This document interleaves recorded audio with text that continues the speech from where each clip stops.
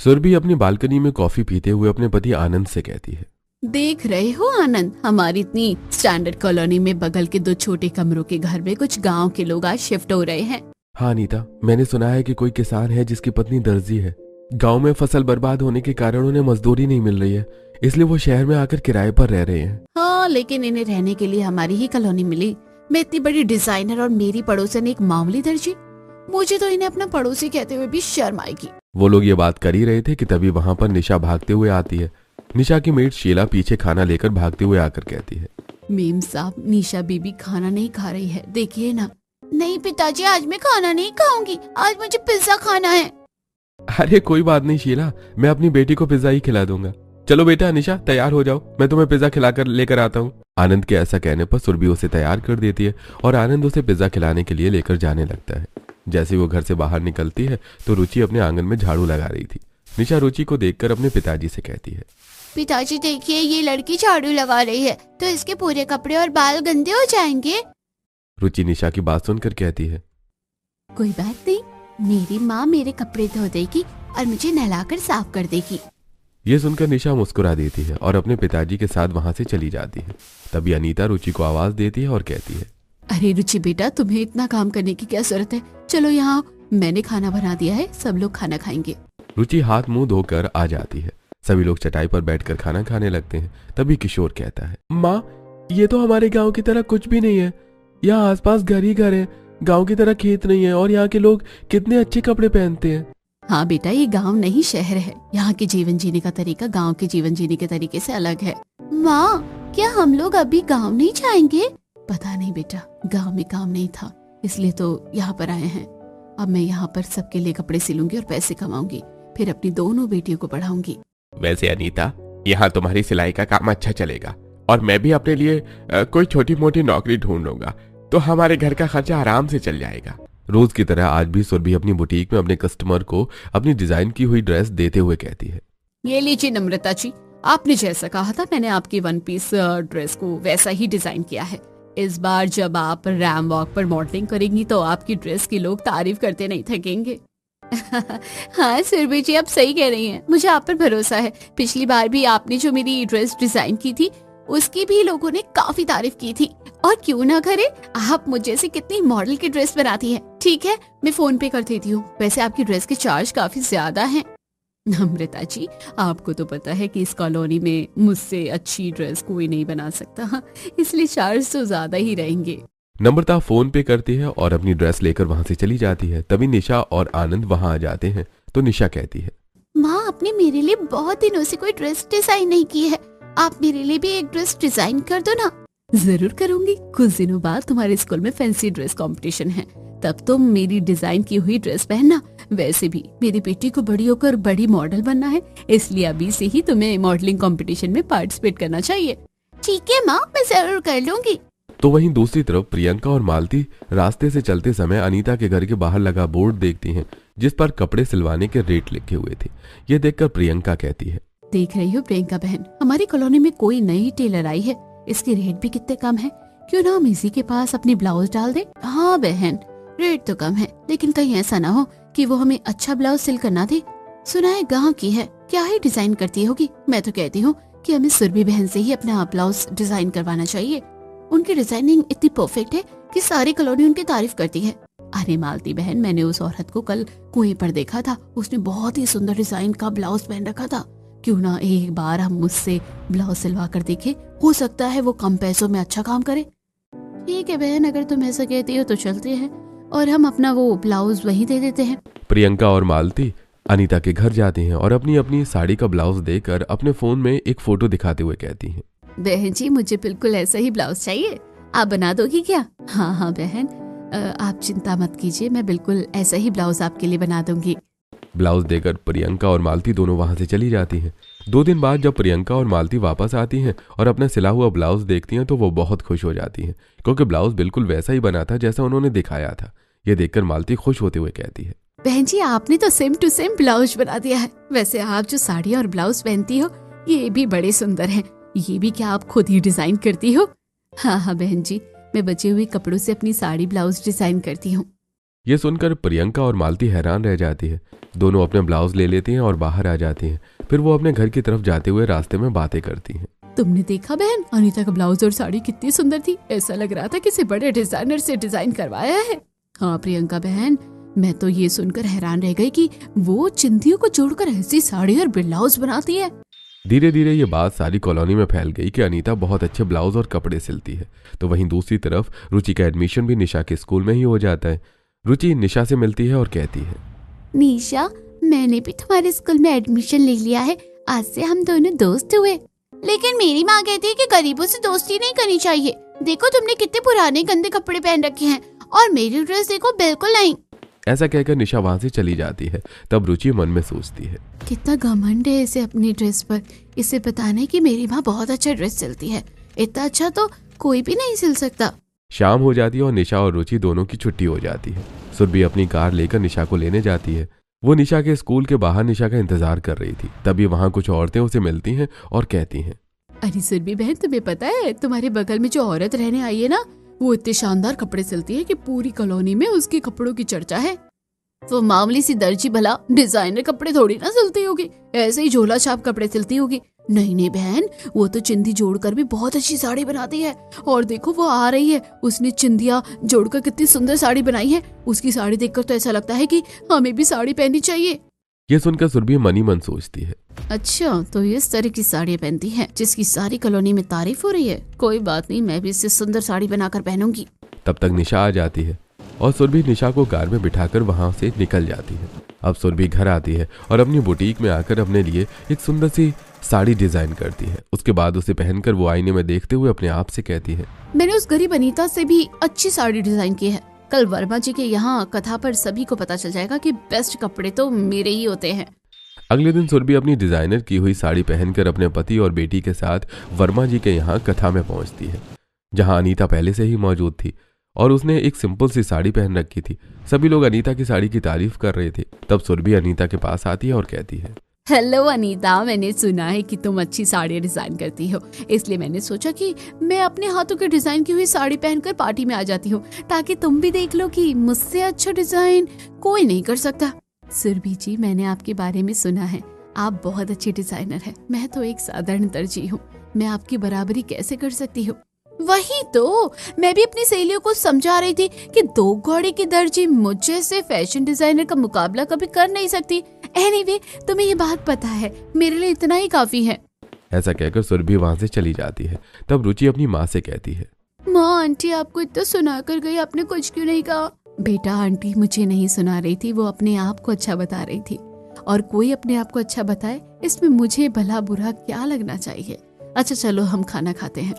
फिर वो लोग खाना खाते हैं। ऐसी समय बीत रहा था। एक दिन रुचि और निशा के स्कूल में प्रिंसिपल अनाउंस करते हैं, बच्चों, जैसा कि आप सबको पता है, हमारे स्कूल में फैंसी ड्रेस कंपटीशन होने वाला है। यह कंपटीशन इस संडे को रखा गया है, तो आप लोग सभी अपना अपना नाम लिखवा दीजिए। बहुत सारी स्टूडेंट्स के साथ निशा और रुचि भी अपना नाम लिखवा देती हैं।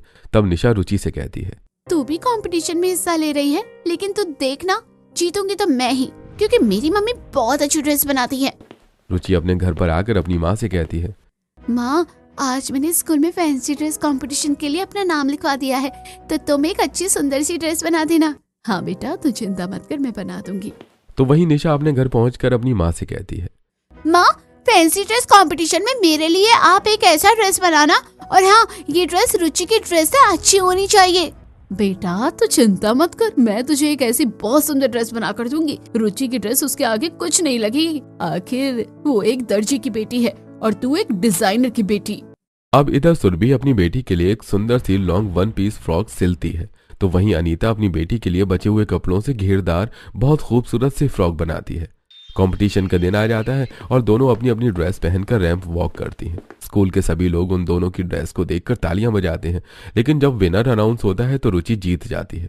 निशा रोते हुए अपनी माँ के पास आती है और कहती है, माँ, पता है आज कंपटीशन में रुचि की ड्रेस ज्यादा अच्छी थी, इसलिए वो जीत गई।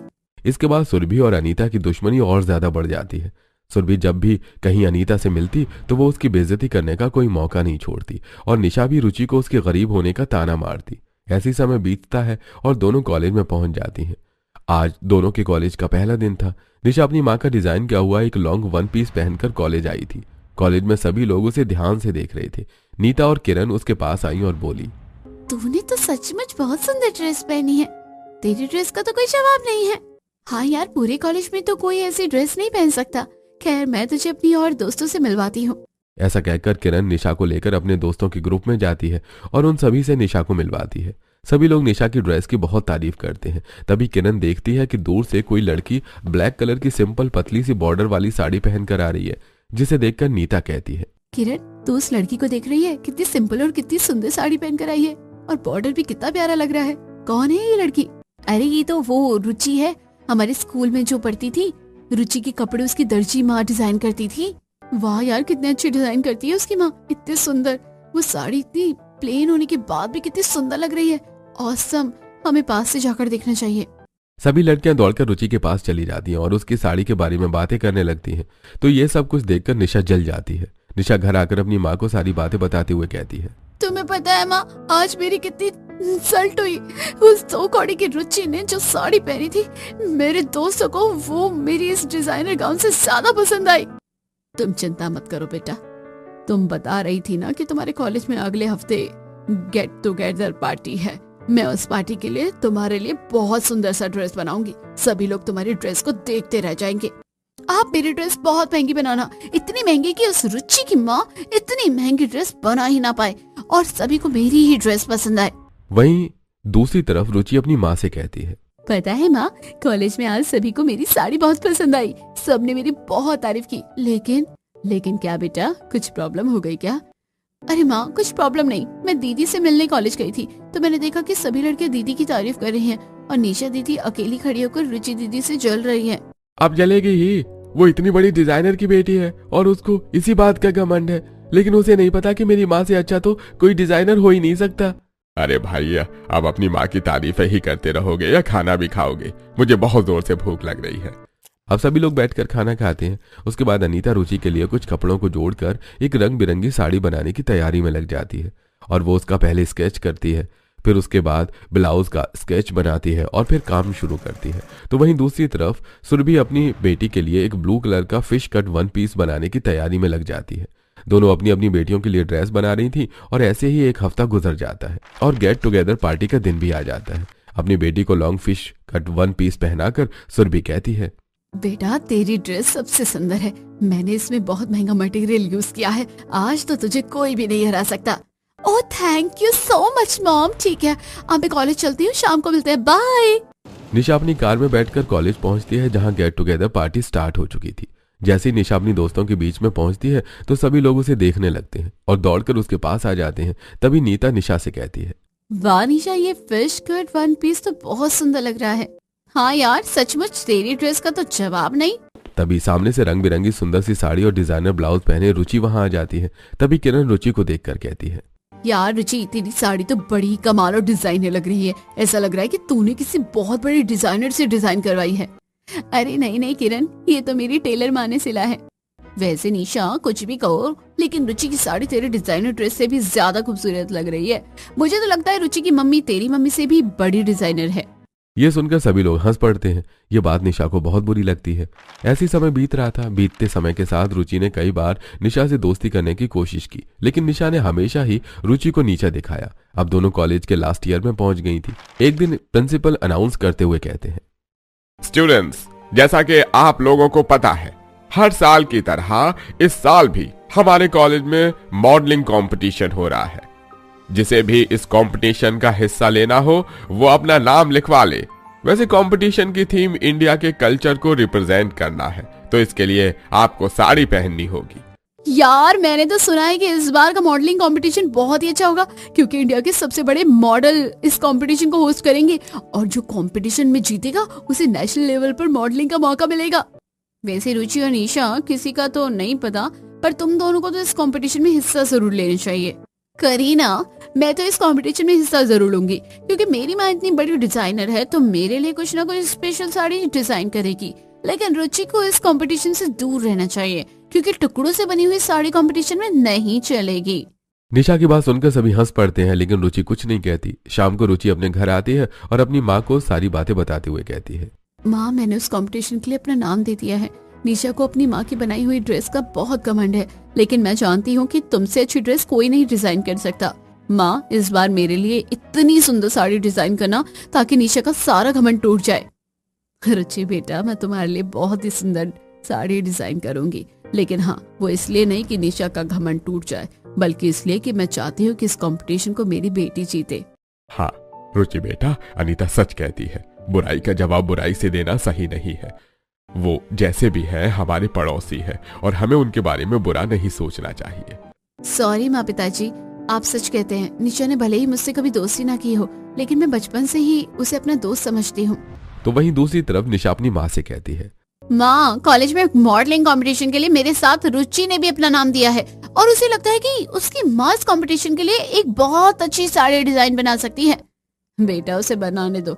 निशा, देखना, मैं तुम्हारे लिए इतनी सुंदर साड़ी डिजाइन करूंगी ना कि लोग देखते रह जाएंगे और फिर तुम्हें ये कंपटीशन जीतने से कोई नहीं रोक पाएगा। ओ मामा, थैंक यू सो मच। वैसे निशा, तुम्हें एक बात कहूँ, खुद पर इतना भी ओवर कॉन्फिडेंस नहीं होना चाहिए। मैं इतने सालों से देख रहा हूँ, रुचि की माँ ने जितने भी कपड़े बनाए हैं वो बहुत ही अमेजिंग थे। उन्हें देखकर यकीन कर पाना मुश्किल था कि एक सिंपल छोटी सी दर्जी ने इतनी अच्छी ड्रेस डिजाइन की है। आनंद, तुम मुझे उस गरीब अनीता से कंपेयर करके मेरी इंसल्ट मत करो। तुम देखना, मैं इतनी अच्छी साड़ी डिजाइन करूंगी कि मेरी बेटी ही इस कंपटीशन को विन करेगी। अगले दिन सुरभि मार्केट जाती है और निशा की साड़ी बनाने के लिए मार्केट की सबसे महंगी दुकान से इम्पोर्टेड कपड़े सर्च करती है, लेकिन उसे कहीं नहीं मिलता। तब सुरभि घर आती है और ऑनलाइन एक बहुत बड़ी वेबसाइट से साड़ी के लिए कपड़े, लेस, वर्क वगैरह का सामान और ब्लाउज की डिजाइनिंग के लिए मटेरियल ऑर्डर कर लेती है। फिर वो गूगल से कुछ पिक सर्च करती है और पिक निशा को दिखाते हुए कहती है, देखो निशा, ये इंडो वेस्टर्न साड़ी के डिजाइन है और मैंने तुम्हारे ये डिजाइन सेलेक्ट किए हैं जो कि पेरिस की पिक है। मैं तुम्हारे लिए भी इसी को रेडी करूंगी। ये डिजाइन अपने आप में यूनिक होगी और मैंने इस साड़ी को बनाने के लिए सारा मटेरियल ऑनलाइन ऑर्डर कर दिया है। सब कुछ आने के बाद मैं काम शुरू करूंगी। ओह यस मॉम, मुझे पता है कि आप मेरे लिए अमेजिंग डिजाइन की हुई साड़ी बनाओगी और मैं उसे पहनकर जीतूंगी ही।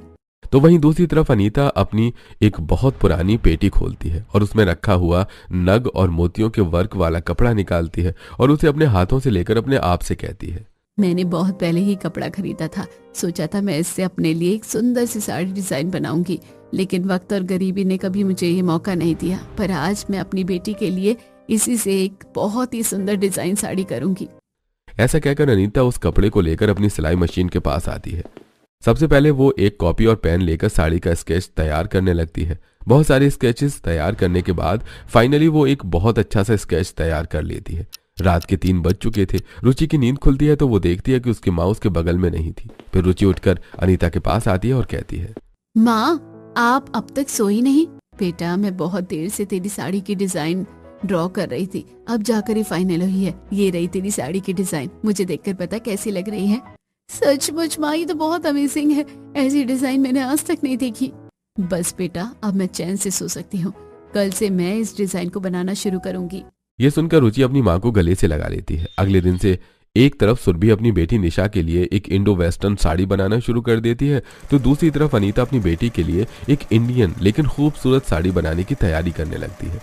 देखते ही देखते एक हफ्ता बीत जाता है और कंपटीशन का दिन भी आ जाता है। रुचि और निशा दोनों कॉलेज पहुंच चुकी थी। दोनों के पास एक एक बैग थे जिसमें उनकी कंपटीशन की ड्रेस थी। ये देखकर किरण कहती है, यार, आज तुम दोनों की साड़ियाँ सिर्फ जजेस के लिए नहीं, हमारे लिए भी सरप्राइज है, क्योंकि हम जानते हैं कि तुम दोनों की साड़ियाँ बहुत अच्छी होगी। चलो अब दोनों जाओ, सामने चेंजिंग रूम है, जल्दी से जाकर तैयार हो जाओ। थोड़ी ही देर में तुम लोगों के नाम अनाउंस होने वाले हैं। अब निशा और रुचि दोनों चेंजिंग रूम में जाती हैं और चेंज करके तैयार हो जाती हैं। निशा ने एक Indo western fish cut sari पहनी थी जिस पर ऑफ शोल्डर डिजाइनर ब्लाउज था, तो वहीं रुचि ने एक कलर की लॉन्ग टेल वाली साड़ी पहनी थी जिसमें कमर पर काफी सारा फ्लेयर भी दिखाई दे रहा था। साथ ही उसने साड़ी की मैचिंग बॉर्डर वाले दुपट्टे से घूंघट भी डाला हुआ था जो कि ट्रांसपेरेंट था, और इस ट्रांसपेरेंट घूंघट की वजह से रुचि ज्यादा सुंदर लग रही थी। निशा रुचि को देखकर मन ही मन सोचती है, रुचि की साड़ी तो सचमुच बहुत सुंदर लग रही है। कहीं ऐसा ना हो कि वो कंपटीशन जीत जाए। मुझे कुछ ना कुछ तो करना होगा। रुचि निशा के पास आती है और कहती है, निशा, आंटी ने सच में तुम्हारी साड़ी बहुत सुंदर डिजाइन की है। अब कंपटीशन का समय हो रहा है, हम दोनों को स्टेज पर चलना चाहिए। तभी दोनों का नाम अनाउंस होता है और दोनों स्टेज की तरफ जाती हैं। सबसे पहले अनाउंसर निशा को बुलाते हैं। निशा इंडो वेस्टर्न साड़ी में रैंप वॉक करते हुए स्टेज पर जाती है। वो बहुत सुंदर लग रही थी। सभी लोग उसे देखकर बहुत तालियां बजाते हैं। उसके बाद रुचि रैंप वॉक करते हुए आती है। उसकी साड़ी की लंबी टेल और ट्रांसपेरेंट दुपट्टे से डाला गया घूंघट उसे बहुत ही अट्रैक्टिव दिखा रहा था। साथ ही उसकी साड़ी में 4 चांद लगा रहा था। पब्लिक खड़ी होकर तालियां बजाने लगती है और वहीं पीछे खड़ी निशा मन ही मन में सोचती है, मैं बचपन से देखती आई हूँ, रुचि हमेशा ही बाजी मार लेती है, लेकिन आज मैं ऐसा नहीं होने दूंगी। थोड़ी देर बाद जब रुचि पलटकर वॉक करते हुए पीछे की तरफ निशा के पास आती है तो निशा उसकी साड़ी की टेल पर पैर रख देती है, जिससे रुचि गिर जाती है। लेकिन फिर भी वो घबराती नहीं है और उठकर खड़ी हो जाती है, वापस वॉक करने लगती है। ये देखकर जज और सारे लोग तालियां बजाने लगते हैं तो वहीं निशा जल जाती है और मन में सोचती है, ओह माय गॉड, इसे तो गिरने से कोई फर्क नहीं पड़ा। अगली बारी निशा की थी। निशा रैंप वॉक कर रही थी, तभी उसके ब्लाउज की चेन खुलने लगती है। निशा घबरा जाती है और रुचि सब कुछ समझ जाती है। वो जल्दी से आगे आती है और रुचि अपने दोनों हाथों से निशा के कंधे पकड़ लेती है, जिससे उसकी चेन खुलने से रुक जाती है। रुचि उसे वॉक करते हुए अपने साथ वापस ले आती है और फिर वो दोनों वॉक करती हुई चेंजिंग रूम में चली जाती है, जहाँ रुचि उसकी चेन को वापस लगा देती है और कहती है, निशा सब कुछ ठीक है, नेक्स्ट राउंड में तुम कंफर्टली जा सकती हो, मैंने चेन अच्छी तरह से लगा दी है। ऐसा कहकर रुचि मेकअप को टच अप देने के लिए आगे चली आती है और तब निशा अपने मन में सोचती है, रुचि सचमुच बहुत अच्छी है, मैंने उसके साथ इतना बुरा किया लेकिन फिर भी रुचि ने आज मुझे बेइज्जत होने से बचा लिया। मैं घमंड में हमेशा रुचि की अच्छाई देखना भूल गई थी, लेकिन आज मुझे एहसास हुआ क्या रुचि जैसी दोस्त मुझे कभी नहीं मिल सकती। रुचि मेकअप का टचअप देकर वापस आती है तो निशा उसे गले से लगा लेती है और कहती है, मुझे माफ कर दे रुचि, मेरी दोस्त, मैंने हमेशा ही तेरे साथ गलत किया लेकिन तूने हमेशा ही दोस्ती निभाई। कैसे नहीं निभाती, मैं तो हमेशा ही तुझे अपना दोस्त मानती थी। तभी दोनों का नाम अनाउंस होता है। दोनों स्टेज पर पहुंचती हैं और जज अनाउंस करते हुए कहते हैं, देखिए, जैसा कि आप सभी जानते हैं कि आज की कंपटीशन का थीम साड़ी थी, जो इंडिया को रिप्रेजेंट करती है। निशा की साड़ी भी बहुत अच्छी थी, लेकिन वो इंडो वेस्टर्न साड़ी थी। रुचि की साड़ी टोटल इंडियन लुक को रिप्रेजेंट कर रही थी, इसलिए आज की विनर है रुचि। ये सुनकर सभी लोग तालियां बजाने लगते हैं और साथ में निशा भी तालियां बजाने लगती है। तब विक्रांत कहता है, और इस कंपटीशन के साथ ही रुचि को नेशनल मॉडलिंग करने का मौका भी मिलेगा।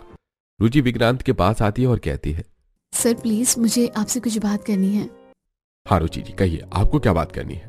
सर अगर आप मुझे नेशनल मॉडलिंग कंपटीशन के लिए सिलेक्ट करना चाहते हैं तो मेरी फ्रेंड निशा को भी सिलेक्ट कीजिए, क्योंकि निशा का बचपन से ही मॉडलिंग करने का सपना था।